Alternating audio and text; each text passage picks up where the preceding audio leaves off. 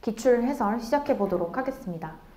그 맨 처음에 보면 딱 사이좋게 사회보장기본법 같은 경우에 딱 3문제가 나왔어요. 사회보장기본법 우리 특징 좀 보겠습니다. 이 법은 제가 좋아하는 법인데요. 왜 좋아하냐?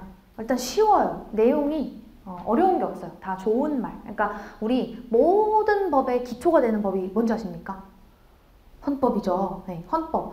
사회보장기본법은 사회보장과 관련된 어떤 법의 헌법이 되는 법이다라고 보시면 돼요. 그래서 첫 번째로는 쉽다. 쉽다는 거는 어떻게 보면 그러니까 좋은 말이 많다. 좋은 말. 뭐 국가는 국민의 뭐 최저 생활을 보장할 의무가 있다. 얼마나 쉬워요. 자, 근데 쉽다는 것의 단점. 특징이 없어요. 특징이 없고 그냥 좋은 말이 계속 쭉 이어져요. 그리고 범위가 상당히 작습니다. 자, 범위가 작음에도 불구하고 꼬박꼬박 3문제 이상씩은 나오고 있어요. 그리고 올해 사회보장기본법이 약간 개정이 됩니다. 개정이 됐기 때문에 개정된 법률 위주로 조금 더 많이 출제될 수 있는 확률이 있다. 그래서 사회보장기본법은 버리는 거는 좀 그렇다. 버리지 말자. 그냥 우리 컨셉도 잡고 어떻게 보면 효자 과목처럼 적은 과목에 3개 이상 맞힐 수 있으니까 사회보장기본법에선 틀리라고는 잘 안 내거든요. 그래서 사회보장기본법은 좀 챙겨가 주셔야 된다. 자, 특징이 없는 법령에서 문제를 내려고 하다 보니까 조금 문제가 치사해요. 치사한 문제. 예를 들어 뭐 주체를 바꿔서 낸다든지 아니면 어미를 바꿔서 낸다든지 아니면 날짜, 숫자, 시행규칙에 있는 내용들을 조금 지역적으로 물어본다든지 그런 걸 좀 치사한 짓을 많이 합니다. 그러나 나오는 데서 보통 나온다. 그렇기 때문에 여러분들 나오는 데서 위주로 조금 챙겨주시면 좋을 것 같다. 이렇게 말씀을 드릴 수 있을 것 같습니다. 그래서 꼭 챙겨주셔야 하는 법 중에 하나다. 자, 사회보장기본법 우리 개념만 먼저 잡고 가겠습니다. 우리 사회보장제도에는 3가지가 있는데요. 가장 아래층에 공공부조라는 게 있어요. 공공부조. 공공은 뭐 모두가 아는 뜻이죠. 공공. 부조. 상부, 상조. 무슨 뜻이죠? 돕고 돕는다. 공공 도와준다. 공공으로 도와준다. 어떤 뜻이냐면 그러니까 키워드가 최저생활 보장, 최저생활을 보장해준다 라고 해서 사회보장제도의 가장 아래층을 깔아주는 제도다 라고 보시면 돼요. 그게 공공부조입니다. 그래서 공공부조하면 뭐가 나와야 되냐면 최저생활 보장 이런 게 나와야 되고 생활이 어려운 국민, 자립이 어려운 이런 것들, 이런 키워드를 떠올려 주셔야 합니다. 그래서 이런 거랑 관련된 우리 사회보장제도가 이제 기초생활수급 뭐 이런 제도들이 있죠. 그래서 그런 것들이 이제 공공부조에 해당된다라고 보시면 되고요. 그 위에 뭐가 있냐면 이제 우리 시험과 관련된 사회보험, 사회보험입니다. 사회보험 우리 뭐뭐 있죠, 여러분? 고용, 산재, 그 다음에 국민건강, 국민연금이 있죠. 4대 보험이라고 불리죠. 그래서 우리 대표적인 월급통장에 퍼가요들 많이들 퍼가시죠. 그래서 이 사회보험이 있는데 요거는 사회적 위험을 보험의 방식으로 대처하겠다라고 해서 공공의 어떤 보험이 사보험이 아니라 공공의 보험인 거죠. 그렇기 때문에 특징이 있어요. 뭐냐면 의무가입. 내가 고용보험 가입하고 싶지 않다고 해서 하지 않을 수 있는 게 아니고 건강보험 가입 안 하고 싶다 해서 안 할 수 있는 게 아니죠. 그래서 이 4대 보험 같은 경우 요건에 해당되면 반드시 가입해야 되는 그 의무 가입이라는 요건이 있다. 이렇게 보시면 되시고요. 사회적 위험을 보험의 방식으로 대처한다 라고 했는데 각각 고산, 연건 같은 경우에 어떤 사회적 위험이 있는지 보면 고용 같은 경우에는 일단 사회적 위험을 실업으로 보고 있죠. 실업. 고용보험이니까 실업을 사회적 위험으로 보고 실업한 사람들, 취업이 어려운 사람들을 조금 도와주겠다라는 취지로 만든 법입니다. 그게 고용보험법. 산재보험법은요? 너무 쉽죠? 사회적 위험 뭐예요? 산업재해죠. 업무상 재해. 자, 이번에 정권 바뀌면서 우리 산재보험에 상당히 많은 관심을 두고 있어요. 이번 정부가 산재 사고를 줄이겠다. 요거를 목표로 해서 우리 국정과제에 산재보험에 관한 부분이 포함이 될 정도로 굉장히 심도 깊게 보고 있죠. 그래서 어쨌든 산재보험 같은 경우에 업무상 재해가 이제 사회적 위험으로 보고 그거를 이제 보상해주기 위한 법이다라고 보시면 되시고요. 건강은요? 건강보험. 옛날에는 의료보험이었죠. 의료보험 맞나요? 그래서 건강보험 같은 경우에는 당연히 질병 뭐 이런 것들이 사회적 위험이겠죠. 질병에 걸린 사람들을 이제 건강보험을 통해서 조금 요양비도 지급하고 요양급여도 지급하고 치료를 지급한다. 이런 취지로 있는 것이 건강보험. 그래서 우리나라 건강보험 같은 경우에 제도가 굉장히 잘 되어 있는 편이라고 해요. 그래서 실제로 이제 미국에서는 그 보험료가 그 병원비가 상당히 비싸서 병원에 잘 못 간다라는 얘기가 있죠. 그래서 뭐 미국에서는 앰뷸런스만 타도 뭐 200만 원이다 이런 얘기가 있더라고요. 그래서 어쨌든 우리나라는 건강보험이 상당히 잘 되어 있다 이렇게 보시면 되시고요. 국민연금도 너무 쉽죠. 사회적 위험 뭐죠? 노령이죠. 노화. 노령. 자, 노령이 왜 사회적 위험입니까? 우리 모두 늙는 거 아닙니까? 생활하기가 어려워질 수 있기 때문에. 왜? 소득이 없어지기 때문에. 생산성이 점점 떨어지는 나이가 되는 거죠. 노화가 된다는 것은. 그렇기 때문에 그때 이제 보통은 우리가 뭐 60대 이후에는 직장이 없는 경우가 많으니까 그런 거를 대비해서 노령을 대비해서 있는 것이 국민연금이다. 그래서 국민연금 같은 경우에는 계속 말이 좀 많죠. 우리 시험에서 중요도로 봤을 때는 저는 개인적으로 고산징이 이제 중요하고 그 다음에 건강, 그 다음에 연금이라고 저는 좀 생각을 하거든요. 실제 출제되는 경향도 보면 비슷하거나 건강이 조금 더 많이 나오거나 올해도 건강이 조금 더 많이 나오기는 했는데 연금이 개편이 됐어요. 개정이 됐어요. 그래서 이 부분 때문에 조금 이번에 개정된 부분 위주로 나올 수도 있지 않을까라는 생각이 좀 듭니다. 그래서 여전히 연금 같은 경우에 버릴 과목은 아닌 것 같다. 이렇게 좀 말씀을 드릴 수 있을 것 같습니다. 그 사회보험까지 봤고요. 사회 서비스. 그래서 이렇게 삼각형을 이룬다고 보시면 되시는데요. 요거는 최저 생활을 보장하는 거다라고 보면 사회 서비스는 뭔가 특정한 도움이 필요한 국민에게 어떤 서비스를, 사회적인 서비스를 제공해서 인간다운 생활을 보장하겠다라는 취지로 만들어진 게 사회 서비스예요. 그러니까 밑으로 내려갈수록 더 기본적인 것을 보장해준다라고 보시면 돼요. 그래서 요 세 가지를 우리가 뭐라고 부르냐? 세 가지를 합해서 사회 보장제도다. 왜 제가 이거를 이렇게 열심히 말씀을 드리냐? 이게 다 출제가 돼요. 이게 우리 사회보장기본법의 정의 규정에 보면 공공부조란 무엇이다, 사회보험이란 무엇이다, 사회서비스란 무엇이다. 자, 이렇게 조문이 나와 있습니다. 여러분, 그렇게 조문대로만 외우면 암기가 될까요? 암기가 안 돼요. 이렇게 구조를 잡아주셔야 돼요.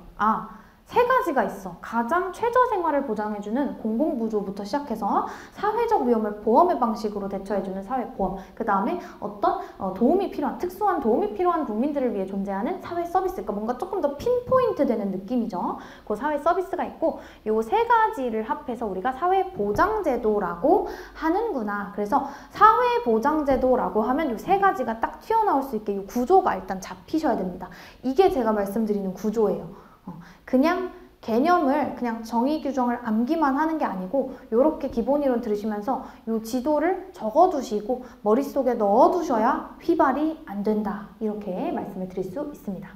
어쨌든 이 사회보장 제도를 통해서 결국 궁극적으로 나아가고자 하는 게 뭐냐? 평생 사회 안전망.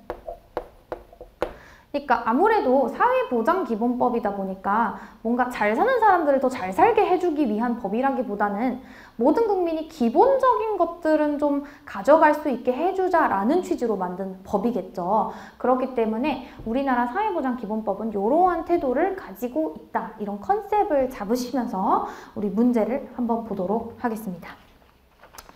자, 41번인데요. 요거는 법 16조와 관련된 내용입니다. 그래서 사회보장기본법령상 사회보장에 관한 기본계획의 수립에 관한 설명으로 옳지 않은 것은 되어 있는데요.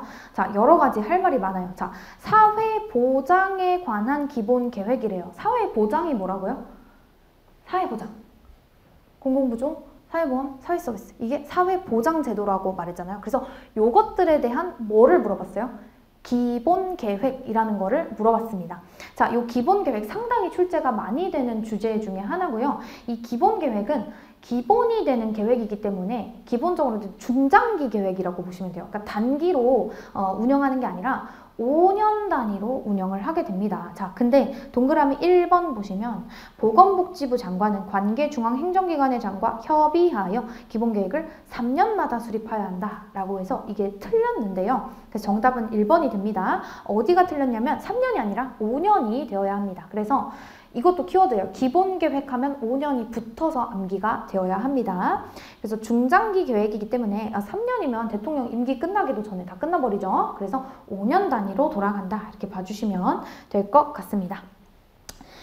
조금 더 디테일하게 들어가면요. 이 기본계획이 있고 기본계획 같은 경우에 이제 기본적으로는 이렇게 나아갈 것이다 라고 하는 어떤 조금 디테일하기보다는 조금 듬성듬성한 계획일 확률이 높죠. 근데 요거를 구체적으로 어떻게 할 것인가에 대한 내용이 시행계획이라는 게 또 있어요. 그래서 그 시행계획은 매년 수립해야 된다. 그래서 그 부분들이 나오는데 시행계획은 이제 작년에 물어봤었고 올해는 이제 기본계획을 물어봤네요. 내년에는 또 시행계획을 물어볼 수 있겠죠.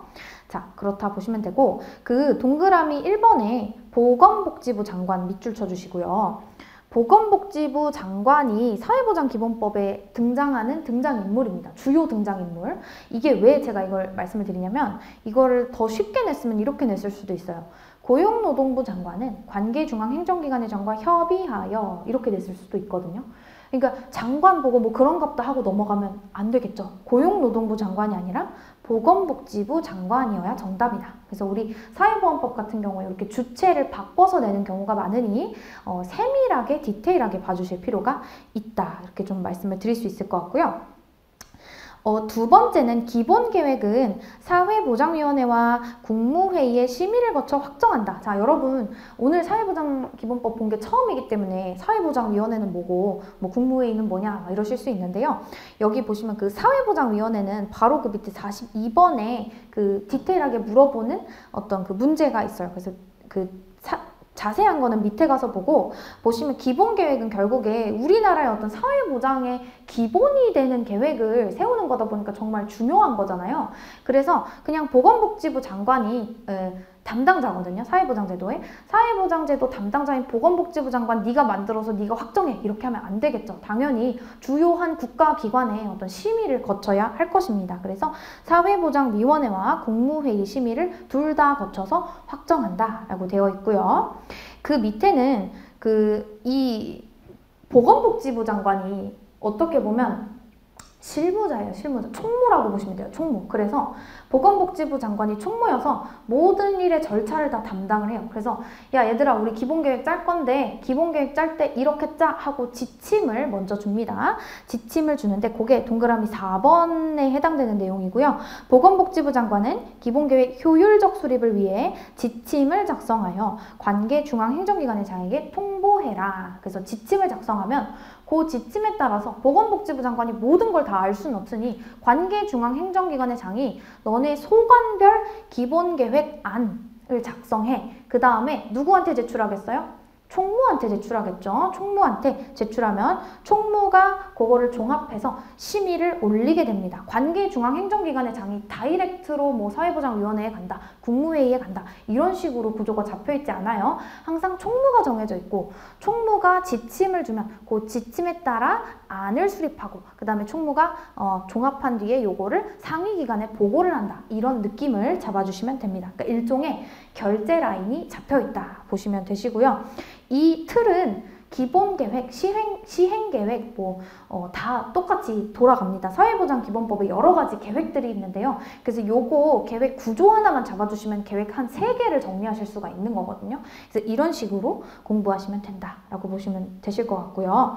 동그라미 5번 같은 경우에 너무 쉬운 지문. 요거 근데 자주 출제됩니다. 기본계획은 다른 법령에 따라 수립된 사회보장에 관한 계획에 우선하며 기본이 된다. 당연하겠죠. 그래서 요 5년마다 세우는 중장기 계획에 따라서 시행계획이 매년 수립이 되겠다. 이렇게 보시면 될 것 같습니다. 자, 그래서 41번은 이렇게 정리할 수 있고요. 42번에 사회보장위원회 한번 봅시다. 자, 옳은 것을 고르라고 하는데요. 1번부터 보시겠습니다. 위원회의 위원장은 보건복지부 장관이 된다. 자, 이거 틀렸습니다. 우리 사회보장위원회 같은 경우에 어디에 있냐면 그 국무총리 소속입니다. 국무총리 소속. 그래서 위원장도 국무총리가 됩니다. 그래서 틀렸고요. 요게 헷갈릴 수 있는 게 이제 다른 그 위원회들 위원장이 계속 다 달라요. 너 어디 장관이었다가 어디는 장관이었다가 어디는 뭐 그냥 위원이었다가 막 이런 식으로 막 바뀌기 때문에 그게 조금 헷갈리실 수 있는데요. 사회보장위원회 같은 경우에 국무총리가 위원장이 된다라고 보시면 되실 것 같습니다. 그리고 그 밑에 공무원인 위원회 임기는 2년으로 한다라고 되어 있는데요. 각 위원회에 위원별 임기도 봐주셔야 돼요. 2년일 수도 있고 3년일 수도 있습니다. 보통 2년 아니면 3년인데요. 이것도 공통적으로 적용돼요. 공무원의 그 위원회 임기는요. 재임 기간으로 하는 게 맞아요. 2년이 아니고 재임 기간이다. 다른 위원들은 2년이 맞는데요. 공무원은 재임 기간이다. 요거는 사회보장위원회뿐만 아니라 다른 위원회에도 똑같이 적용이 되는 말이기 때문에 똑같이 챙겨주시면 되시고요. 요게 하나의 원리가 될 수 있을 것 같고요. 그 다음에 그 밑에 위원회에 실무위원회를 두며 실무위원회에 간사 2명을 둔다라고 되어 있는데요. 이 위원회의 구조가 어떻게 되어 있냐면 국무총리 소속으로 사회보장위원회가 있습니다. 사회보장위원회가 있으면 여기 위원장도 국무총리고 위원들도 다 장관급이거든요. 그렇기 때문에 어떻게 보면 상당히 상위 기관인 거죠. 사회보장 제도에서는 상당히 상위 기관인 거고 여기서 실무를 다 할 수 없을 거 아니에요. 그래서 여기와 관련된 어떤 구체적인 내용들을 운영하는 2개의 위원이 있습니다. 하나는 실무위, 하나는 전문위. 사회보장위원회뿐만이 아니라 뭐 산재보험에서 나오는 위원회, 고용보험에서 나오는 위원회 다 위원회가 있고 그 밑에 자식 같은 위원회가 또 하나가 있어요. 근데 우리 사회보장위원회만 유일하게 요 3가지 단계로 실무위원회가 들어가 있어요. 근데 우리 법 조문에 보면 사회보장에 관한 부분을 전문적으로 그리고 효율적으로 운영하기 위해서 전문위원회를 둘 것 같잖아요. 전문적으로 운영한다고 했으니까. 근데 전문적으로 운영하기 위해 실무위원회를 둔다라고 되어 있어요. 이 표현 때문에 많이들 이제 헷갈려 하시거든요. 그래서 요 구조로 잡혀 있다. 일단 이거를 잡아주시고요. 그게 실무위원회입니다. 그래서 42번에 동그라미 3번 보시면 위원회에 실무위원회를 둔다. 요거는 맞습니다. 근데 실무위원회에 간사 2명을 둔다라고 되어 있는데요. 간사는요, 실무위원회에 두는 게 아니고요. 사회보장위원회에 두게 됩니다. 이거 출제가 된 적이 있는데 간사 2명 옆에 국조복정 써주세요. 국조복정. 간사 2명이 정해져 있거든요.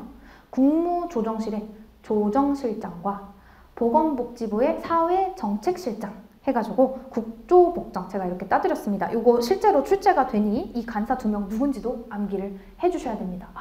좀 고난이 예상이 되죠. 네, 국조복정. 그래서 간사 2명을 둔다. 실무위원회에 둔다고 해서 이거는 틀렸고요. 자, 동그라미 4번. 요것도 이런 식으로 많이 나와요. 위원회 같은 경우에 위원의 수, 위원장이 누군지 이런 것들 다 암기를 해주셔야 됩니다. 이렇게 나오기 때문에. 자, 위원회는 위원장 1명, 누구냐면 국무총리라고 말씀드렸죠. 국무총리. 그리고 부위원장 2명이라고 하는데 3명이에요. 3명. 기교복이라고 제가 두 문자를 따드렸었는데요. 우리 부총리가 누군지 아십니까? 부총리가 기획재정부 장관이랑 교육부 장관이죠. 그래서 요거는 기교복 써드렸는데 기획재정부 장관, 보건복지부 장관, 아니 죄송합니다. 교육부 장관, 그리고 사회보장위원회 제가 자주 등장하는 그 인물이 보건복지부 장관 총무라고 했죠. 그래서 총무도 부위원장에 해당합니다. 그래서 기교복, 기획재정부, 교육부, 보건복지부 이렇게 3명이 부위원장이 됩니다. 자, 그거를 포함한 20명 이내의 위원이라고 하는데 30명이에요. 30명. 30명 이내의 위원이고 요것도 뭐 옆에 간략하게 써주실까요? 행고여국, 법보문, 농산환무. 무슨 소리이십니까? 이거 써두시고 나중에 공부하실 때 보면 이거 두 번 들을 필요 없으니까 좋을 것 같아요.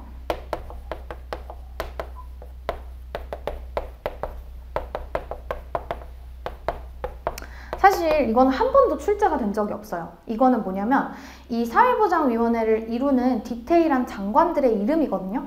근데 디테일한 장관들의 이름이라고 하지만 그냥 모든 우리나라 존재하는 그 모든 부처의 장관이라고 보시면 돼요. 내가 머릿속에 뭐 공무원 시험 같은 거 준비하셔서 이게 들어가 있으면 따로 외우실 필요는 없겠지만 보통은 없으시니까 행고여국, 법보문, 농산환무 이렇게 해서 뭐 저는 외웠었고요. 물어본 적은 없는데요. 물어본 적이 없는 걸 물어보는 경우가 있어요. 그래서 이 정도는 좀 챙겨주시는 게 좋습니다. 그래서 적어두시고 나중에 다시 보시면 아, 뭔 소린지 딱 아실 수 있다. 지금은 처음 보셔서 아, 이걸 어떻게 외워? 이러실 수 있는데 이거는 애들 장난에 불과합니다. 행고여국, 법보문, 농산환무 이렇게 외워주시면 되시고요. 그래서 요거는 부위원장 2명, 20명 이내라고 해서 틀렸어요. 3명, 30명 이내입니다. 그래서 4번 틀렸고. 자, 그러면 정답은 5번이 되어야 됩니다. 위원장이 부득이한 사유로 직무를 수행할 수 없을 때에는 위원장이 미리 지정한 부위원장 순서로 그 직무를 대행한다. 그래서 5번이 정답인데요. 상당히 좋은 말이죠. 그냥 뭐 별다른 특징이 없는 말.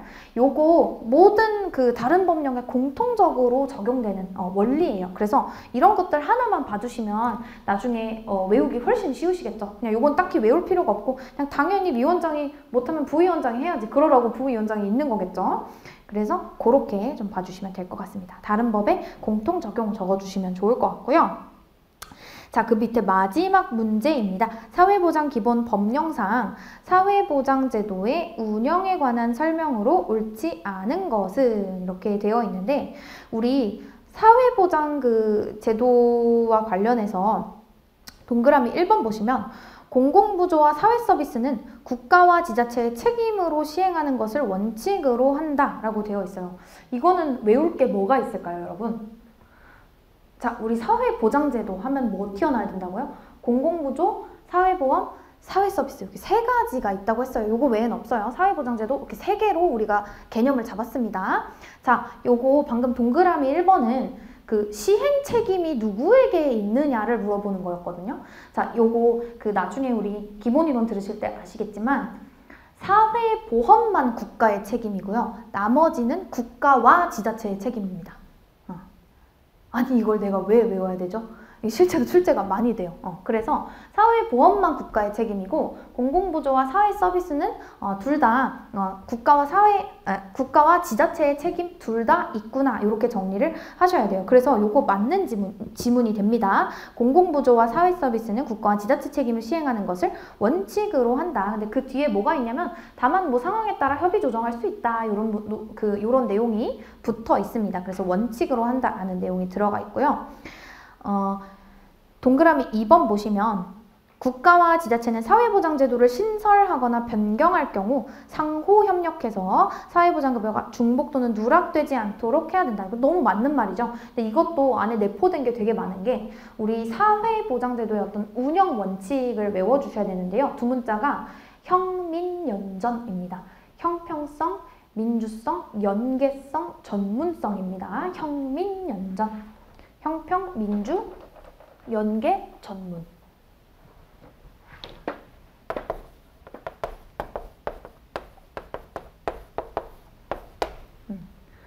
형평성은요, 영어로 equity라고 하더라고요. 형평성 같은 경우에 어떤 거죠?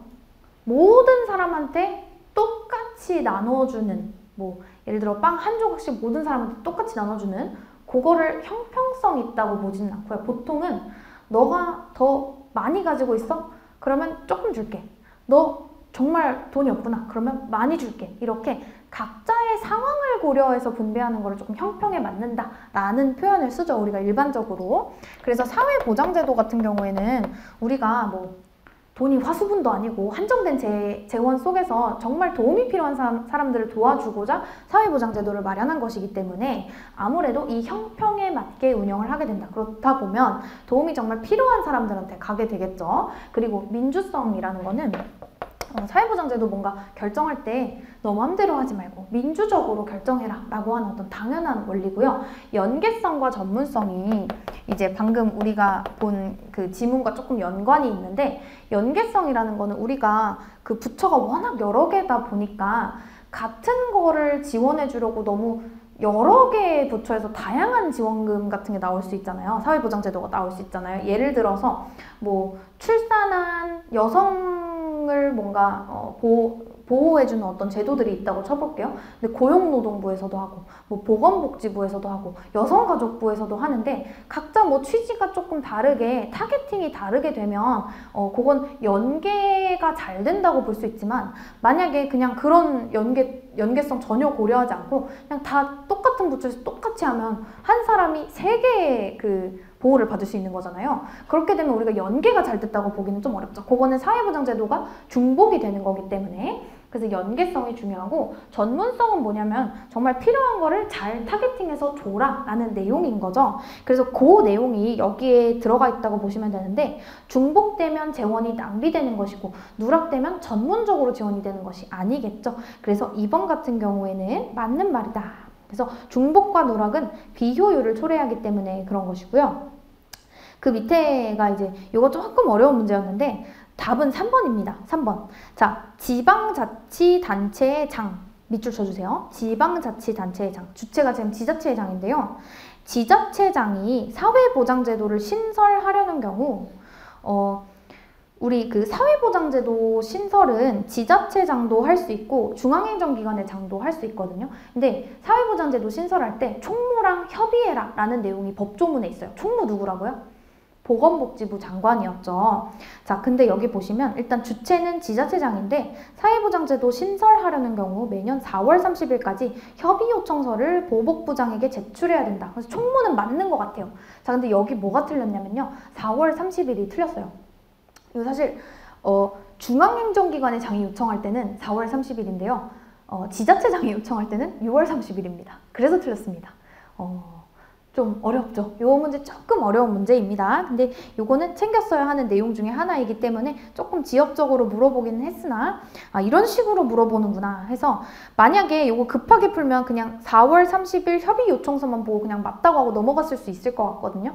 근데 대신에 다른 게 틀린 게 없기 때문에 다시 돌아와서 지자체장은 6월 30일이구나 하고 고를 수 있기는 했겠지만 어쨌든 조금 까다로운 문제에 해당된다 이렇게 보실 수 있고, 그 밑에 보건복지부 장관은 사회보장급여 관련 업무에 공통적으로 적용되는 기준을 마련할 수 있다. 사회보장급여 관련 업무는 총무인 보복부장이 하는 게 맞고요. 여기서는 출제 포인트가 뭐냐면 어미예요. 적용되는 기준을 마련할 수 있다라고 되어 있죠. 이거 맞아요. 마련하여야 한다면 아닙니다. 노무사님 그렇게까지 문제가 나올까요? 네, 그 밑에 보시면 국가와 지자체는 사회보장에 대한 민간 부문의 참여를 유도할 수 있도록 정책을 개발, 시행하고 그 여건을 조성하여야 한다. 이것도 조성할 수 있다로 나올 수 있습니다. 어미가 바뀌어서 나올 수 있다. 요거는 나중에 기본 이론 들으시면 요거는 어미가 바뀌어서 나올 수 있으니 유의해서 보세요 하고 제가 말씀을 드립니다. 그럼 보통은 나오는 데서 나오기 때문에 너무 걱정하실 필요는 없다. 동그라미 5번 같은 경우에 원칙적으로 우리 사회보장제도는 뭔가 공공성을 띠니까 아까 시행 책임이 국가와 지자체한테 있다고 얘기했었잖아요. 국가와 지자체한테 있는 건데 왜 민간 부문의 얘기가 나오냐, 민간 부문. 그 우리 사회보장제도 보면 가정 얘기도 나오고 민간 부문 얘기도 나오거든요. 그 이유는 우리만 하려고 하니까 너무 힘들다. 재원도 너무 많이 들고. 그래서 기본적으로 민간 부문과 가정에서 조금 부담을 덜 수 있는 게 있으면 최대한 덜어보자 라는 취지로 있는 조문이다. 이렇게 보시면 되실 것 같습니다. 자, 넘어가서. 자, 다음은 고용보험입니다. 고용보험. 자, 이거 한번 지우고 고용보험 특징 갈게요. 고용보험은 좀 어려워요. 제가 특징을 어떻게 정리를 좀 했냐면 여기도 줄게요. 자, 고용보험은 우리 노무사 되고 나셔서도 상당히 밀접하게 볼 수밖에 없는 과목이다. 특징이 일단 첫 번째로 양이 너무 많아요. 봐야 될 게 진짜 많습니다. 고용보험 같은 경우에는 법률보다는 시행령이 조금 더 중요하거든요. 그래서 법률도 중요하지만 근데 시행령에 굉장히 디테일한 부분들이 나와요. 예를 들어 뭐 법률에서는 사업주가 만약에 고용 안정을 위한 조치를 하면 그에 대한 지원을 할 수 있다 이렇게 나와 있고, 시행령에 가면 그 조문에 위임받아서 여러 가지 지원금이 막 나온단 말이에요. 근데 그거를 물어봅니다. 그 얼마 주는지, 왜 주는지, 누구한테 주는지, 몇 년 주는지 이런 것들을 물어봐요. 그래서 양이 상당히 많습니다. 그래서 고용보험이 10문제를 계속 유지하는 이유도 좀 양적으로 많아서 그런 게 아닌가 저는 개인적으로 좀 생각을 하고요. 두 번째는 진짜 복잡하다.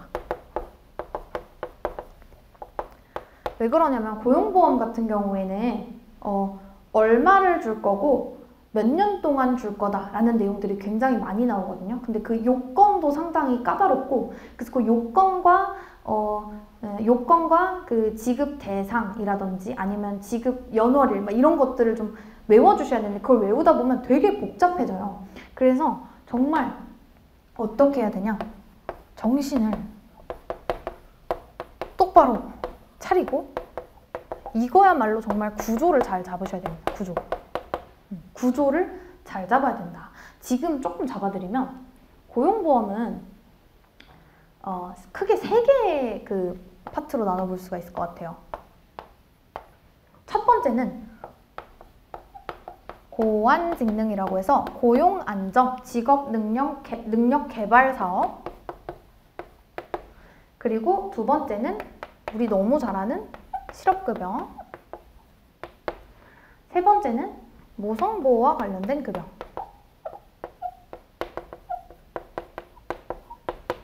자, 일단 이 3가지 구조를 잡아주셔야 돼요. 3가지 구조를 잡고 나서 고안직능 사업 같은 경우에는 타겟팅이 누구냐면 사업주예요. 사업주가 타겟팅이라는 말은 뭐냐면 사업주를 지원해주기 위해서 있는 그 사업이라는 거예요. 사업주를 지원해주기 위해서 있는 게 고안직능 사업이다. 그래서 우리 나중에 징수법 가서도 배울 테지만 보험료가 고용보험료 같은 경우에 종류가 2개거든요.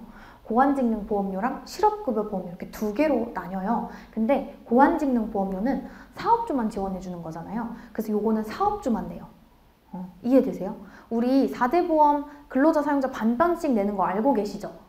반반씩 내는데 고안직능 사업 같은 경우에 요 보험료는 사업주만 낸다. 왜? 사업주만 도와주기 때문에. 이렇게 봐주시면 되시고요. 요 실업급여도 구조를 잡아주셔야 되는데 저는 구취라고 외웠습니다. 구취. 그래서 우리가 일반적으로 실업급여라고 알고 있는 게 내가 실업을 하면 받을 수 있는 돈, 요거 고용센터 가가지고 하시는 거 있잖아요. 그 실업급여를 알고 계시는데 그게 정식 명칭이 사실은 구직급여입니다. 구직급여. 실업급여와 구직급여 이 어감이 상당히 다르지 않나요? 실업급여는 왠지 내가 실업하면 아이고 실업하셨어요? 정말 안타깝습니다. 저희가 보상해드리겠습니다. 이런 느낌인데 구직급여는 구직을 하고 계십니까? 정말 기특하시군요. 이러면서 저희가 조금 도와드리겠습니다. 이런 느낌이죠. 사실은 우리가 알고 있는 실업급여는 구직급여가 정식 명칭이다. 그리고 두 번째는 취업촉진수당이라는 게 있습니다. 그래서 구직급여는 이제 실업한 기간 동안 구직하는 거에 대한 대가로 주는 돈이다 라고 보시면 되시고요. 취업촉진수당 같은 경우에는 취업을 촉진하기 위한 수당이에요. 말 그대로. 그래서 조직, 광이 라는 4가지의 급여가 있어요. 조기 재취업수당, 직업능력개발수당, 광역구직활동비, 이주비 이렇게 있습니다. 여기까지만 봐도 벌써 상당히 복잡하죠. 근데 이 구조를 안 잡고요. 그냥 막 보다 보면 뭐가 뭔지를 몰라요. 그래서 여기에 그 고용안정 지원금 이런 게 있거든요. 고용안정지원금 보고 그 다음에 조기 재취업수당 그냥 이렇게만 아무 구조 없이 이렇게 하나하나 외우면 나중에 필히 망한다. 정말로. 그렇게 하시면 안 돼요. 그렇게 하시면 안 되고 요거를 먼저 잡고 이 고용안정지원금 어디에 있는 거였지? 이거 고환직능사업에 있는 지원금이구나. 고환직능사업은 타겟팅이 누구였지? 사업주 지원해주는 거지? 그러면 대상이 사업주겠구나. 지원해주는 게. 이런 식으로 잡으셔야 됩니다. 그리고 또 예를 들어 취업촉진수당. 취업촉진수당은 뭐였지? 고환직능 사업이 아니라 실업급여의 한 종류였지. 그리고 취업촉진수당 같은 경우에 조직, 광이 해서 4개의 어떤 수당으로 이루어져 있었지. 이런 식으로 구조를 반드시 잡고 시작하셔야 돼요. 고용보험. 안 그러면 진짜 나중에 너무 힘듭니다. 나중에 문제 풀다가 울 수도 있어요. 제가 산 증인입니다. 그리고 모성보호급여는 비교적 쉬워요. 왜냐하면 모성보호급여 같은 경우 원래는 굉장히 복잡했거든요. 예를 들어 처음에 70몇 프로만 줬다가 나중에 6개월 재직하면 나머지를 주겠다. 막 이런 내용들이 있었는데 다행히 우리 저출산 극복을 위해서 모성보호 제도들을 굉장히 파격적으로 많이 바꿨죠. 그래서 오히려 쉬워졌어요. 그냥 나중에 사후지급금 같은 거 다 없애버리고 처음부터 막 100% 주겠다 막 이런 얘기들이 있어가지고 모성보호급여 같은 경우에는 훨씬 쉬워졌고 모성보호는 그 제목도 사실은 누가 봐도 쉽잖아요. 육아휴직급여 아니면 출산 전후 휴가급여 누가 봐도 이거는 모성보호급여구나 이렇게 정리가 될 수 있기 때문에 비교적 쉽다. 그러나 중요성은 굉장히 높다. 이렇게 보실 수 있을 것 같습니다. 그래서 많이들 포기하시는 게 이제 이 고환직능 사업의 지원금들. 요거는 사실 옛날에는 좀 버리는 파트이기는 했었어요. 버리는 파트 또는 거기에 나오는 부분들만 좀 보는 파트. 그거는 저도 사실은 지금도 좀 동의하고요. 나중에 보시면 제가 왜 그렇게 얘기했는지 아시게 될 거예요. 지원금이 굉장히 많거든요. 굉장히 많고 그 중에서 나오는 것들이 주로 나오기 때문에 나오는 것들 위주로 챙기되 이름들이 상당히 비슷해요. 조기 재취업수당, 직업능력개발수당, 고용안정지원금, 청년 일자리 도약 장려금 이런 식으로 다 똑같아가지고 이게 상당히 이제 헷갈리기 시작합니다. 그래서 이렇게 구조를 잘 잡아주셔야 된다라는 어떤 말씀을 드리면서 가보도록 하겠습니다. 자, 44번인데요. 고용보험법상 고용보험 기금의 용도로 옳은 것은 모두 몇 개인가? 자, 이거 나왔죠. 어려운 문제. 옳은 거 몇 개인지 고르래요. 이거는 개인적으로 틀리라고 낸 문제라고 저는 생각해요. 기금 부분을 많이 물어보지도 않았었고 기금의 용도는 더더욱이 쉽지 않죠. 그걸 어떻게 다 외웁니까? 이런 것들 있잖아요. 5번이 정답일 확률이 조금 높습니다.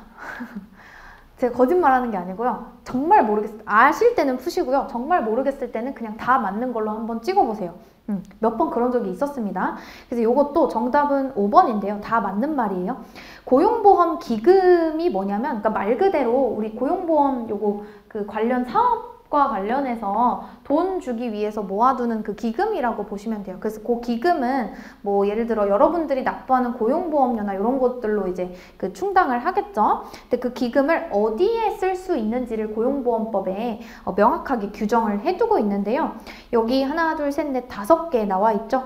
여기에 플러스 뭐 고환직능 사업에 드는 경비라든지 보험료 반환에 필요한 필요한 돈 요렇게 두 개가 추가가 돼서 총 7개인가 그렇습니다. 근데 이거를 다 외우는 것은 불가능합니다. 개인적으로 이거를 외울 필요도 없고, 그래서 어쨌든 이렇게 출제가 됐구나 정도로만 좀 체크를 해주시면 될 것 같습니다.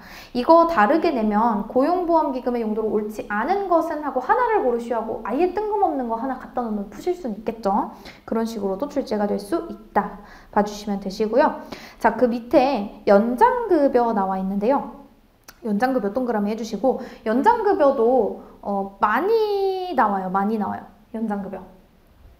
전통적으로 출제가 많이 되는데, 여기 제가 말씀드린 거에 연장급여는 없거든요. 연장급여는 어떤 요건을 이제 충족을 시키면 구직급여를 연장해서 주겠다라는 취지예요. 그래서 연장급여인데요. 종류가 3가지가 있습니다. 이것도 전 2문자로 외웠는데 훈, 개, 특. 그래서 훈련 연장급여, 개별 연장급여, 특별 연장급여 이렇게 3가지로 나뉜다라고 보시면 되실 것 같아요. 여기서 구체적으로 이게 무슨 연장급여냐는 나중에 기본이론 가서 하고, 구체적으로 어떤 것들이 좀 출제가 되냐면 지급기간, 액수, 그리고 관계를 보통 물어봅니다. 1, 2, 3 이렇게 3가지를 물어보는데요. 지금 보시는 그 문제도 전통적으로 요거 물어보는 그 전통적인 문제가 출제가 됐으니까 상당히 난도가 낮은 문제라고 볼 수 있어요. 그래서 보시면 동그라미 1번 개별 연장급여는 60일의 범위에서 대통령령으로 정하는 기간 동안 지급한다. 그래서 요거 60일이 키워드고요. 60일 개별 연장급여, 특별 연장급여 둘 다 똑같습니다. 60일 범위. 자, 그리고 그 밑에 직업안정기관의 장은 직업능력 개발 훈련 등을 받도록 지시한 경우 수급 자격자에게 2년을 한도로 훈련 연장급여를 지급할 수 있다. 자, 여기서도 할 얘기가 많은데요. 일단 직업안정기관의 장 포인트고요. 그 다음에 2년 한도. 제가 아까 말씀드렸지만 개특은 60일의 범위인데요. 훈련은 갑자기 2년이에요. 2년. 그래서 상당히 편차가 좀 있다. 2년. 그래서 이 관계도 이따가 물어보는데요. 훈, 개특의 관계가 어떻게 되냐면 얘가 제일 세다. 훈련 연장급여가 제일 세서 개별 연장급여를 받고 있거나 특별 연장급여를 받고 있다가도 만약에 훈련 연장급여를 받을 사유가 발생한다? 그럼 무조건 얘를 받는다. 훈련 연장급여. 그리고 훈련 연장급여를 받고 있으면 개특 지급 사유가 발생해도 요거를 지급한다. 요렇게 봐주시면 돼요. 그래서 훈, 개특 중에 훈련이 제일 세구나. 일단 그 관계를 일단 잡아주셔야 되고요. 자, 그 다음에 동그라미 3번. 개별 연장급여를 지급하는 경우 그 수급 자격자의 수급 기간은, 그러니까 그거를 받을 수 있는 기간은 수급 기간에 연장되는 구직급여일 수를 더하여 산정한 기간으로 한다라고 해서 구직급여 내가 원래 받을 수 있는 기간에 연장해서 준다가 포인트예요.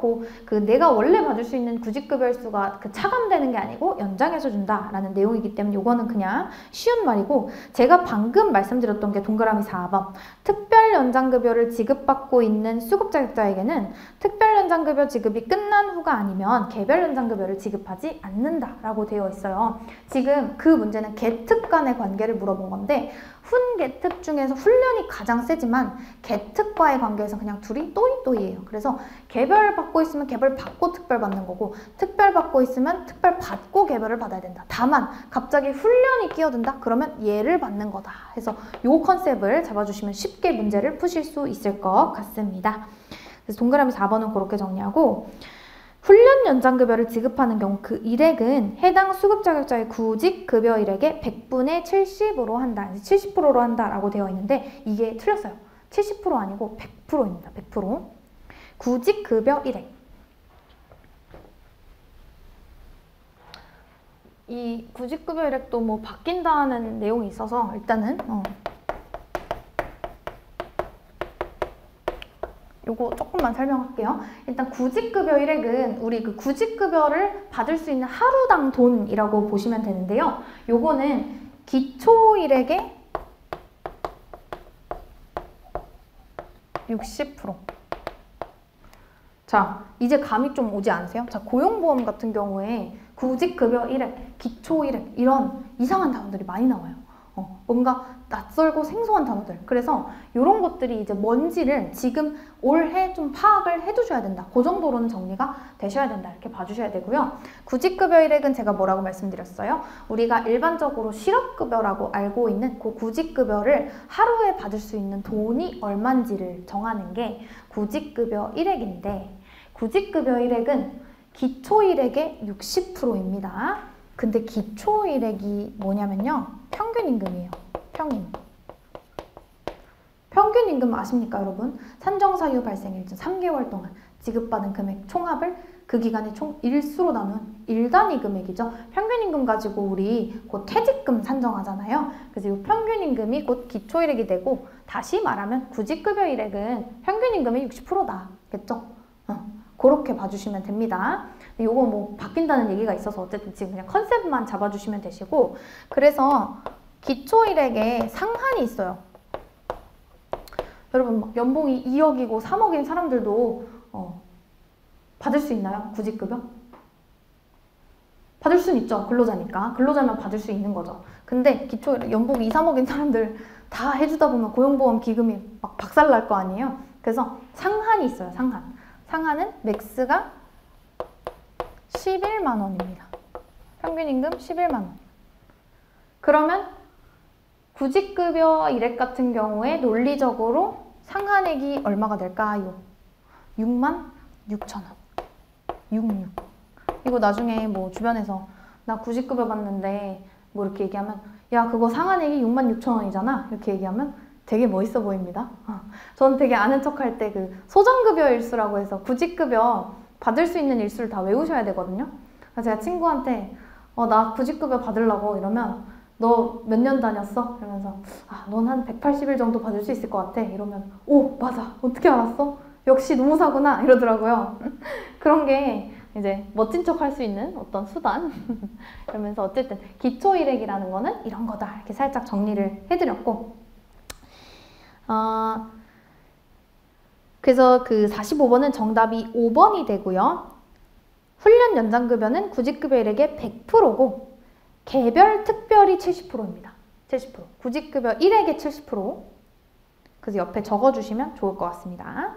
그렇게 보시고, 자, 그 다음에 46번 고용보험 법령상 구직급여에 관한 설명으로 옳지 않은 것은 해서 하나씩 볼게요. 자, 이것도 중요한데 이 문제가 많이 나오고, 구직급여 같은 경우에 우리 고용보험법에서 거의 메인이기 때문에 상당히 세밀하게 잘 챙겨주셔야 합니다.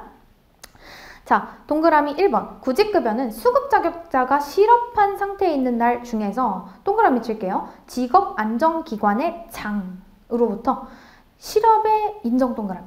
직업안정기관의 장, 실업의 인정을 받은 날에 대해서 지급한다. 두 개 동그라미를 해주시고, 제가 아까 말씀드리려다가 말았는데 직업안정기관의 장은 고용노동부 장관은 아니죠. 우리 그 고용보험에서 직업안정기관의 장은 이제 고용센터장 이런 분들을 얘기하는 거예요. 그래서 고용보험에서 우리 요거 볼 때 요 보험 사업과 관련된 거는 보통 주체가 직업안정기관의 장이에요. 고용노동부 장관이 아니라. 보험 막 돌아가고 이런 것들은 그 앞에 총론 부분에는 고용노동부 장관이 나오는데, 이 구체적인 사업으로 들어가면 뭐 실업의 인정을 받고 누군가 요건에 해당되는 인정을 받는 거는 다 직업안정기관의 장이다. 그래서 하나의 출제 포인트가 될 수 있고요. 이거 조금 어렵게 내면 이것도 바꿔서 낼 수 있기 때문에 잘 챙겨주셔야 합니다.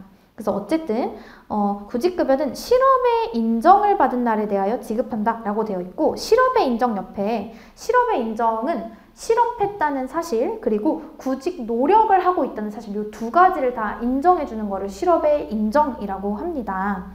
그래서 구직급여 같은 경우에 실업하면 주는 게 아니고 실업 플러스 구직 노력까지 해야 되는 거다. 그래서 우리 왜 실업급여 받으신 분들은 아시겠지만 막 구직 그 활동증명서 같은 걸 낸다거나 그런 게 필요하죠.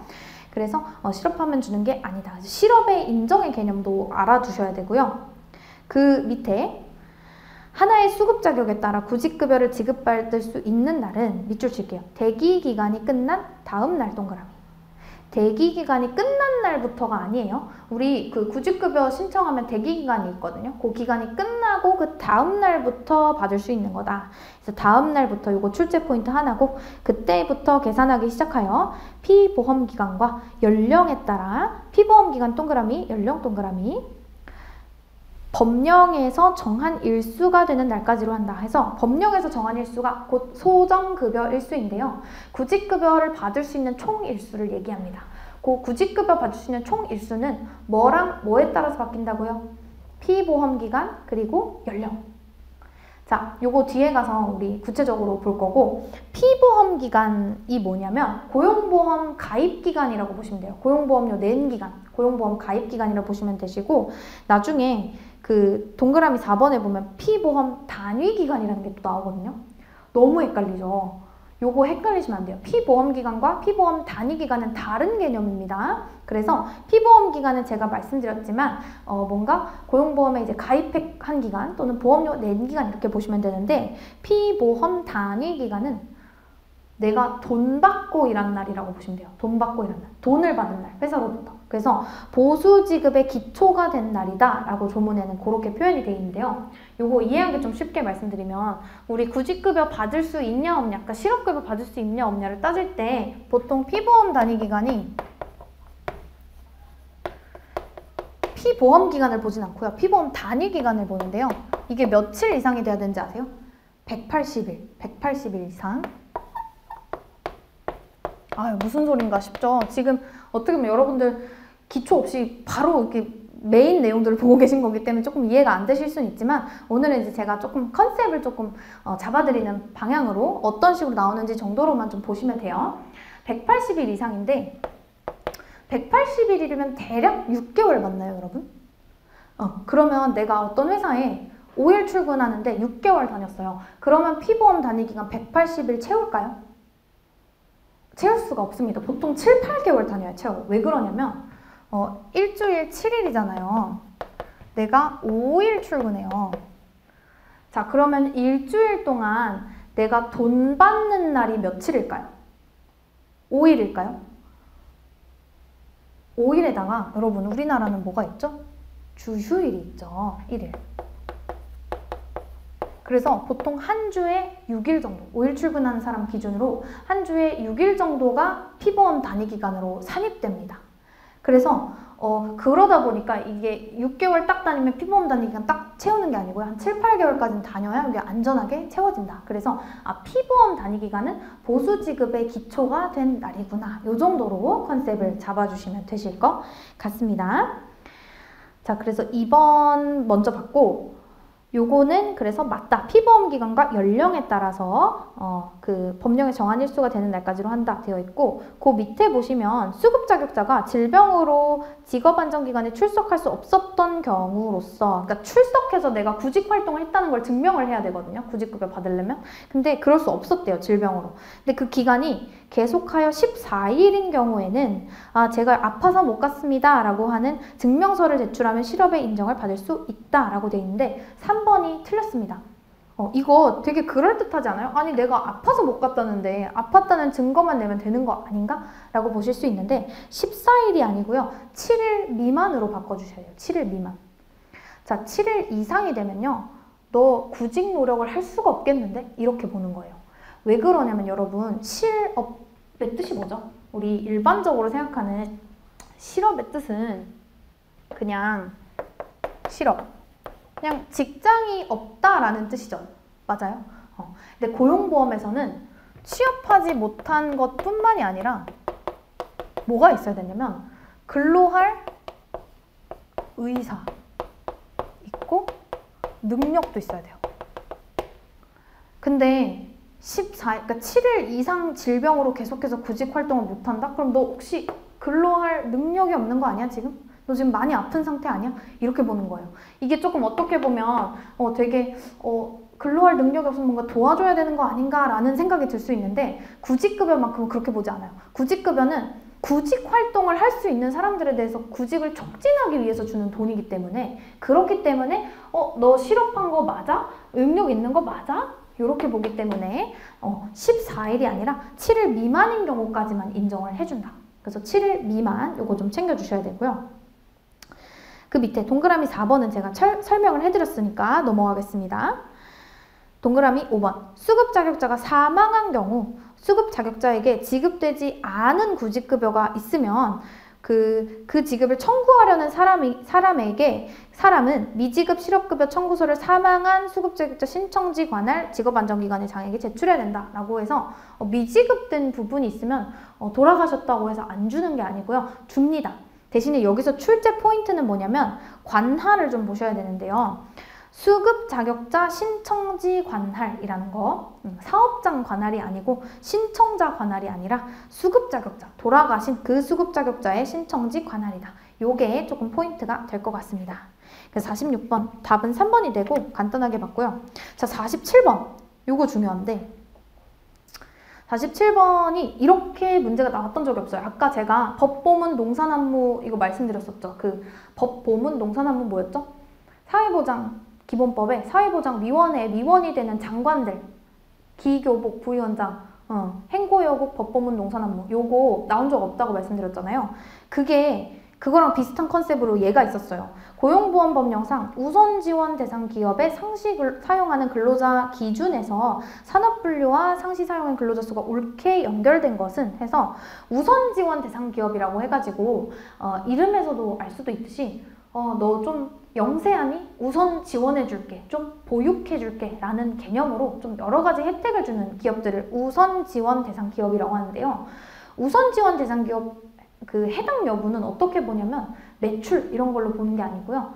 산업과 상시 근로자 수로 봅니다. 그래서 무슨 산업이야? 그럼 거기에 만약에 너 상시 근로자 수 500명 이하면 우선 지원 대상 기업으로 봐줄게 라고 합니다. 요것도 조금 제가 이렇게까지 해야 되나 싶긴 하지만 지금 잠깐 맛보기로 여러분들 미리 충격을 받는 게 좋으니까. 자, 제 건강과 운통 보임 술도 금식 그 밖에. 자, 요 두 문자를 외워주셔야 돼요. 제 건강이랑 운동만 보이나 봐. 그래서 술도 금식해. 그냥 그 밖에. 요렇게 외워주셔야 돼요. 요거 나중에 뭔지는 제가 기본 이론 때 말씀드릴게요. 제는 뭐냐면 이제 제조업인데요. 이렇게 각 산업을 제가 두 문자를 딴 거예요. 산업을 두 문자를 딴 거고 요게 5, 3, 2, 1로 내려갑니다. 500명 이하, 300명 이하, 200명 이하, 100명 이하. 이렇게 외워주시면 이 문제 풀 수 있죠. 이렇게 안 외웠으면 이 문제 풀 수 없습니다. 근데 여기서 조금 쉽게 나온 게 뭐냐면 답은 동그라미 1번인데요. 산업용 기계 및 장비 수리업이 제조업에 들어가더라고요. 자, 제조업이면 몇 명 이하여야 우선지원 대상 기업이에요? 500명 이하죠.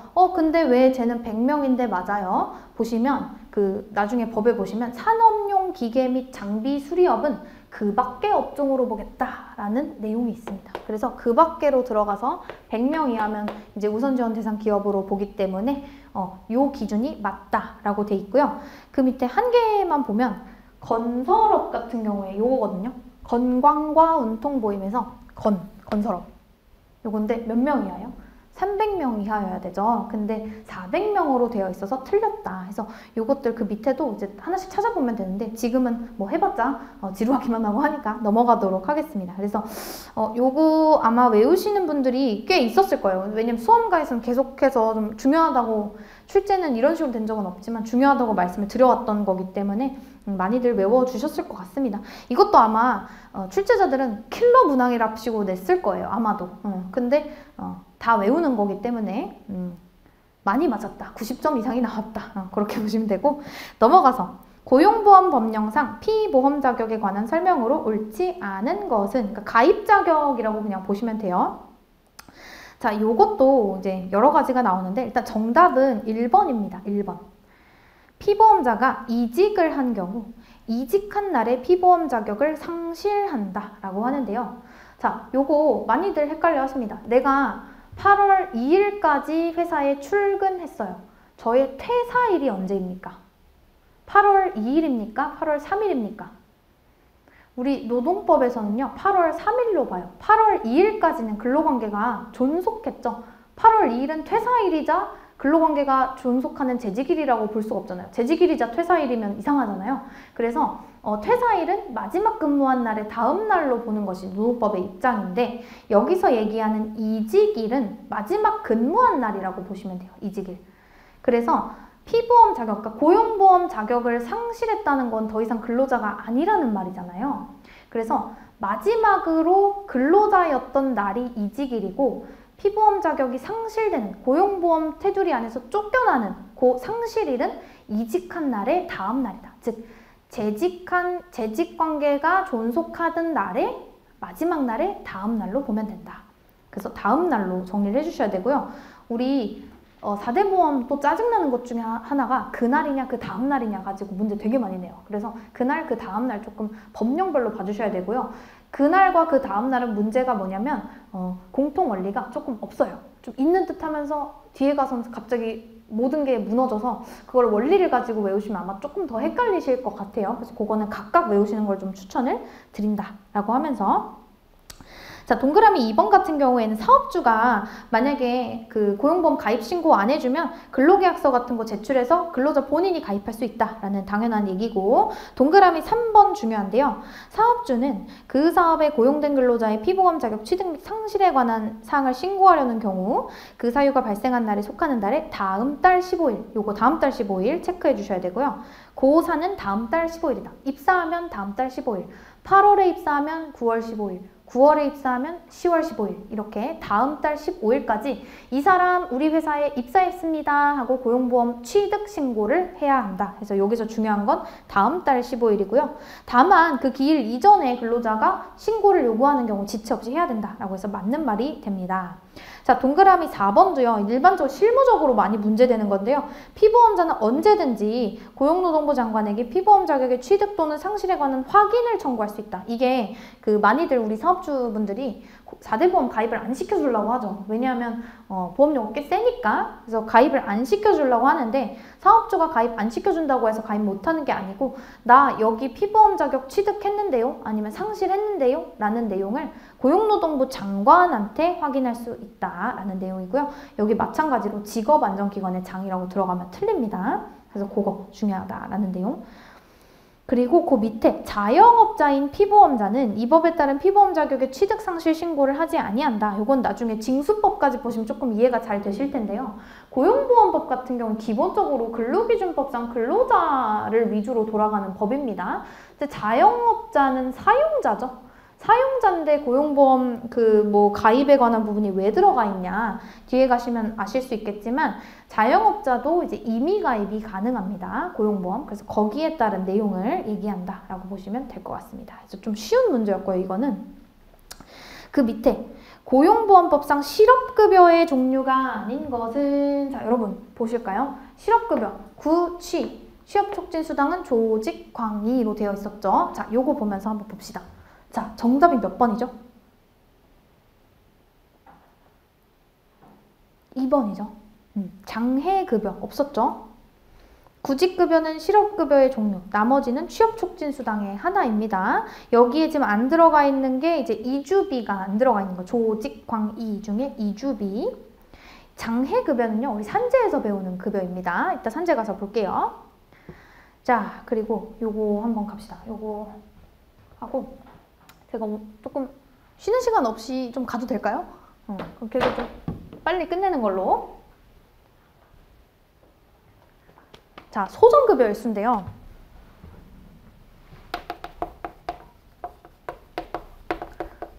소정급여 일수는 제가 아까 구직급여를 받을 수 있는 일수라고 말씀을 드렸습니다. 뭐랑 뭐에 따라서 바뀐다고요? 기억 안 나시죠? 피보험 기간. 피보험 기간은 피보험 단위 기간이랑은 달리 요거는 고용보험 가입 기간. 피부험 기간이라고 한다. 그렇게 말씀을 드렸었고, 또 뭐에 따라서 다르냐면 연령에 따라서 다릅니다. 자, 가볼게요. 일단 50세 기준이에요. 미만 50세 이상이거나 장애가 있는 경우. 자, 요렇게 나눌 수 있어요, 일단. 자, 연령 기준 하나 들어갔죠? 우리가 하나 배울 수 있는 게, 장애가 있으면 연령과 상관없이 50세 이상 기준으로 가는구나. 이렇게 보시면 되시고요. 자, 그 다음에 위에는 뭐가 들어가냐면 피보험 기간이 들어갈 거예요. 고용보험 가입 기간. 피보험 단위 기간은 보수 지급의 기초가 된 날을 세는 거지만, 피보험 기간은 그냥 내가 그 회사 얼마나 재직했는지 기준으로 보시면 됩니다. 자, 첫 번째는 1년 미만, 1에서 3 미만, 3에서 5, 5에서 10, 10 이상. 이 표를 외워주셔야 돼요. 이 표를 외워주셔야 되고, 금방 외워요. 그냥 1, 3, 5, 10 요거 외우고, 그 다음에 50세 장애 요것만 봐주시면 되시겠죠. 50세 정도를 기준으로 이제 나누는구나. 그래서 컨셉을 미리 말씀드리면 50세 이상을 조금 더 줘요. 50세 미만보다. 일수를 조금 더 준다. 이렇게 보시면 되시고요. 자, 출발점은 똑같습니다. 120. 1년 미만의 경우에는 나이 불문 그냥 120일이구나. 1년 미만이면 사실은 아주 오래 재직했다고 보기는 어렵죠. 자, 근데 오래오래 재직할수록 소정급여 일수가 늘어날까요? 줄어들까요? 당연히 늘어나겠죠. 늘어납니다. 더 오래 가입했으니까 더 많이 보상해 줄게. 이런 느낌이죠. 자, 30씩 올라가요. 150, 180, 210, 240. 30씩 올라가요. 30씩 올라가는 게 기준인데 50세 이상이면 조금 더 줘야 되잖아요. 그래서 가장 많은 모수가 몰려있을 1에서 3 미만에 갑자기 여기만 60을 더해줘요. 그래서 180이 됩니다. 저 노무산 이걸 어떻게 외우지? 되게 쉬워요. 왜냐면 여기서부터 이 똑같거든요. 여기서부터 30씩 올라가요. 또 210, 240, 270. 이해되세요? 그러면 이게 똑같아요. 숫자가 240, 210, 180 요것만 다르고. 그래서 요것만 외우시면 다 할 수 있다. 이거 진짜 오래 안 걸려요. 요거는 금방 외울 수 있습니다. 저거 표를 어떻게 외우나 싶은데 미원의 미원수 외우는 게 어렵지 이런 거는 사실은 쉽습니다. 너무 걱정하지 마시고 요거는 반드시 외워주셔야 돼요. 왜냐면 우리 그 피보험 자격, 소정급여일수 문제는 단골 출제되거든요. 그래서 50번 보시면 이런 식으로 나와요. 고용보험법상 장애인 35세래요. 자, 35세면 여기로 가야 되는데 장애가 있대요. 그럼 밑으로 가야겠죠? 밑으로 가는구나 보시고, 장애인 그 A씨는 B 회사를 퇴사한 후 구직급여 수급 자격을 인정받았다. 피보험 기간이 몇 년이래요? 4년이래죠. 그러면 여기겠죠. 210. 그래서 정답은 210이 됩니다. 이것도 사실 쉽게 나온 게 뭐냐면요. 이거 예를 들어 3년이라고 되면 3년이면 어디로 가야 돼요? 다 여기로 가요. 여기로 가야 되죠. 3년 이상이니까. 여기는 3년 미만이니까 여기 아니죠. 여기로 가야 되죠. 그래서 이것도 사실은 조금 쉽게 낸 거예요. 만약에 요거 4년이 아니라 5년으로 바꿔놨으면 아마 한 10%는 더 틀렸을 거예요. 네. 제가 맨날 이것 때문에 실수했습니다. 그래서 요거 잘 봐주셔야 된다는 거. 정답은 4번이 됩니다. 자, 그리고 넘어가서 자, 51번은요. 요거 좀 어려운 문제라고 볼 수는 있을 것 같아요. 요거는 근데 이것도 사실 기억만 틀리고 나머지 다 맞거든요. 요거는 이제 수급 자격이 제한되지 않은 정당한 이직 사유인데 우리 구직급여 실험만 하면 받을 수 있는 게 아니고 이직 사유가 이제 그러니까 근로관계가 끝나게 된 사유가 내가 뭘 잘못해서 그랬다기보다는 그러니까 나의 의사에 반해서 좀 종료되는 경우들만 실업급여 주잖아요. 그러니까 내가 그냥 나 딴 데 이직할래 라고 자발 퇴사한 경우에 구직급여 안 주거든요. 여러분 아시나요 혹시?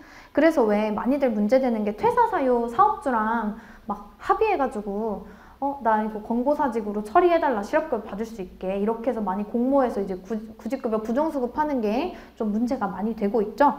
그래서 그것처럼 그 수급 자격이 원래는 그 자발퇴사하는 경우 수급 자격이 제한되는데, 자발퇴사라고 하더라도 수급 자격이 제한되지 않는 사유들을 정해놨어요. 그래서 보시면 다 그럴만해요.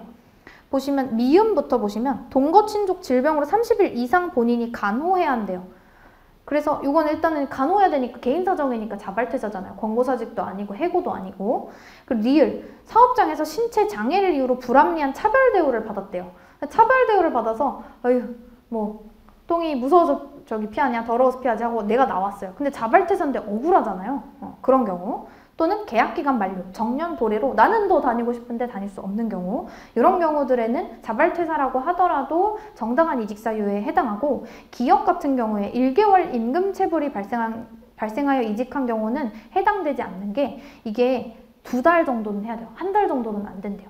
이직일 전, 그러니까 퇴사일 전 1년 내에 2달 이상 발생해야 정당한 이직 사유가 될 수 있다라고 보시면 됩니다. 그래서 기역이 아니어서 니은, 디귿, 리을, 미음이어서 5번이 답이 됩니다. 조금 어려운 문제였고요. 그 밑에 고용보험법령상 육아휴직급여 신청기간 연장 사유, 요거는 조금 쉬운 문제인데, 육아휴직 신청기간이 정해져 있어요. 육아휴직을 시작한 날 이후 1개월부터 끝난 날 이후 12개월 이내. 요거 모성보호제도 다 똑같거든요. 신청기간. 시작하고 1개월 이후부터 끝나고 12개월 이내. 근데 이 신청기간에 모종의 사유로 신청을 못할 수 있잖아요. 근데 신청을 못하면 어떤 특정 사유에 해당하는 경우에는 우리가 신청기간을 연장해 줄게 라고 해서 옆에 질부발복구라고 써주세요. 질부발복구. 죄송합니다. 천질부복구입니다. 천질부복구. 천질부복구. 질부발복구는 다른 건데 죄송합니다. 천질부복구입니다. 천질부복구인데, 천은 천재지변이고요. 천질부. 질부는 질병 부상인데요. 질병과 부상이 있는 경우. 근데 대상이 본인, 배우자 또는 직계존비속. 본인이나 배우자의 직계존비속까지만 돼요. 천질부. 그리고 복은 의무, 복무를 얘기하고요. 구는 범죄 혐의 구속, 형의 집행, 구입니다. 그래서 여기 보시면 뭐가 틀렸냐면 리을이 틀렸어요. 본인의 형제자매의 부상인데, 천질부복구 중에 부상에는 해당이 되긴 하는데 형제자매는 안 돼요. 본인, 배우자 또는 본인이나 배우자의 직계존비속만 된다. 그렇게 보시면 됩니다. 그래서 요거는 틀렸고, 요거는 쉬운 문제죠. 이건 다 외워야 되는 거니까. 자, 그 다음에. 그러니까 이게 저는 좀 개인적으로 그렇게 생각해요. 저는 이제 강사니까 출제 포인트들을 계속 반복해서 보잖아요. 그러니까 이 문제를 보면 뭐를 물어보고 싶은지가 보이거든요. 예를 들어서 이 52번 같은 경우에 질부 중에 대상자를 너 명확하게 알고 있니를 물어보고 싶은 거잖아요. 그러니까 이게 보여야 될 것 같아요. 그러니까 공부를 하다 보면 이게 지금 이 문제가 뭘 물어보고 싶은 건지를 알아야, 그래야 이거를 풀 수 있지 하나하나 외우고 있을 시간이 없다. 이해되시나요? 그래서 좀 이 사람의 출제 의도가 뭔지 좀 보면서 맞추시면 조금 더 정답률이 높아지지 않을까라는 생각이 듭니다.